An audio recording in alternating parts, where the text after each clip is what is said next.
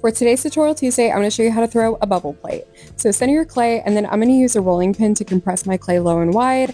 Every so often I'm using the sponge on the side just so I don't get a super bad mushroom top. Then I use the sponge to open up that floor so I have a nice floor of a plate. And then the sponge is going where all that clay is to separate an inner wall from an outer wall. Now usually I will pull the walls the same height and then have them each arch into each other and then meet in the middle. But lately I've been seeing a lot of people who make one wall a lot taller and then hook it up and over so that it just drops down onto the shorter wall. So I decided to give this method a try. I'm gonna be honest, I didn't love it. It was about this point that I realized that clay's exhausted and whoop, snagged the clay. Luckily I just compressed it a little bit more and then forced it to cooperate with me.